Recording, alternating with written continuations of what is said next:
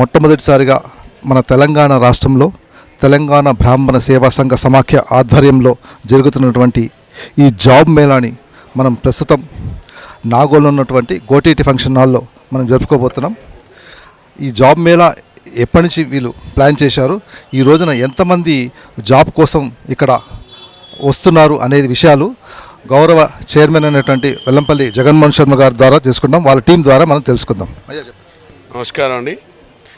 ఈ జాబ్ మేళా గురించి మా సోదరుడు తెలంగాణ బ్రాహ్మణ సేవా సంఘ సమాఖ్య గ్రేటర్ హైదరాబాద్ అధ్యక్షులు మునిపల్లి శ్రీనివాస్ గారు, అదేవిధంగా ప్రధాన కార్యదర్శి భాస్కరమూర్తి గారు, కోశాధికారి రఘునందన్ గారు, వారి కార్యవర్గ సభ్యులు బనగిరి నాగరాజు గారు, శశికాంత్ గారు, ఇంకా చాలామంది ఆత్మీయ మిత్రులు సభ్యులు అందరూ కూడా కలిసి ఇది చేయాలనే సంకల్పంతో ఒక 3 మాసాలుగా దీని మీద చాలా ఎక్సర్సైజ్ చేసి ఈ యొక్క కార్యక్రమం నిర్వహించడం జరుగుతుంది.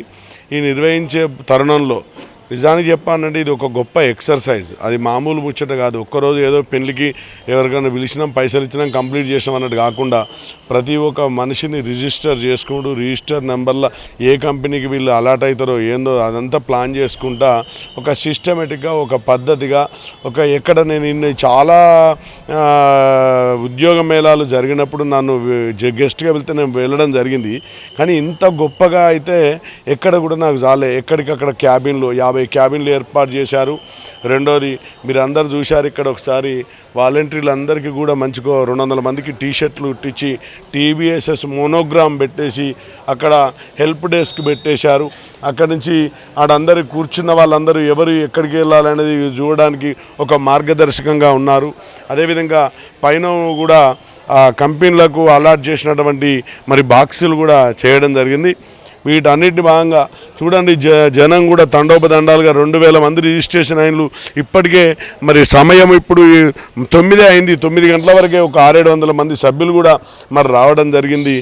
సాయంత్రం వరకు వీళ్ళకు వచ్చిన హెచ్ఆర్లందరికీ ఉదయం అల్పాహారం, వచ్చిన ప్రతి సభ్యుడు కూడా భోజనం చేయాలని మధ్యాహ్నం భోజన కార్యక్రమం చేసి ఈ కార్యక్రమాన్ని విజయవంతం చేసే దిశలో గ్రేటర్ హైదరాబాద్ అధ్యక్షులు మునిపల్లి శ్రీనివాస్ గారు చాలా బ్రహ్మాండంగా నిర్వహించడం జరుగుతున్నది. వారికి సహకరించిన టీముకు అదేవిధంగా అందరికీ కూడా ప్రత్యేక ధన్యవాదాలు తెలియజేస్తూ తెలంగాణ బ్రాహ్మణ సేవా సంఘ సమాఖ్య చైర్మన్గా మా గ్రేటర్ హైదరాబాద్ అధ్యక్షునికి ఎల్లవేళలా తోడుంటానని కూడా తెలియజేస్తున్నాను. శశి గారు, మీరు మెయిన్ ఆర్గనైజర్ కాబట్టి చెప్పండి, ఇందులో ఈ జాబ్ మేళాలో ఎన్ని కంపెనీలు, ఎన్ని సాఫ్ట్వేర్ కంపెనీలు దీంట్లో చేరబోతున్నాయి, ఎంతమంది మనకి ఇక్కడ సబ్స్టిట్యూషన్స్ అయినాయి, ఎంతమంది జాబ్ సీకర్స్ రాబోతున్నారు? నమస్కారం అండి, నా పేరు శశిధర్. ఈ జాబ్ మేళాకి ఆర్గనైజ్ సెక్రటరీగా గత 3 నెలలుగా చాలామంది హెచ్ఆర్లకు ఫోన్ చేసి, కంపెనీలకు ఫోన్ చేసి, ఫాలోఅప్ చేసి మాకు ఆల్మోస్ట్ 50 కంపెనీల దాకా ముందుకు వచ్చాయి. 200 పైగా కంపెనీలు మేము అప్రోచ్ అయ్యాము. దానిలో 50 కంపెనీలు వచ్చాయి. వాటిలో ఐటీ కంపెనీస్ 25 పైగా ఐటీ కంపెనీస్, 35 పైగా నాన్ ఐటీ కంపెనీస్ వచ్చాయి. వాటిలో ఏంటంటే మల్టీ స్కిల్స్, మీకు ఏ స్కిల్ ఉన్నా, అంటే మీరు చదువుకున్న దానికి జావా వచ్చిన, ఐటీలో మీరు ఏ టెక్నాలజీ నేర్చుకున్న మల్టీ స్కిల్స్ ఉన్న కంపెనీస్ 3-4 వచ్చాయి. మళ్ళీ ఫార్మా కంపెనీస్ వచ్చాయి, ఎడ్యుకేషనల్ సర్వీసెస్ కంపెనీస్ వచ్చాయి, మ్యానుఫ్యాక్చరింగ్ కంపెనీస్ వచ్చాయి.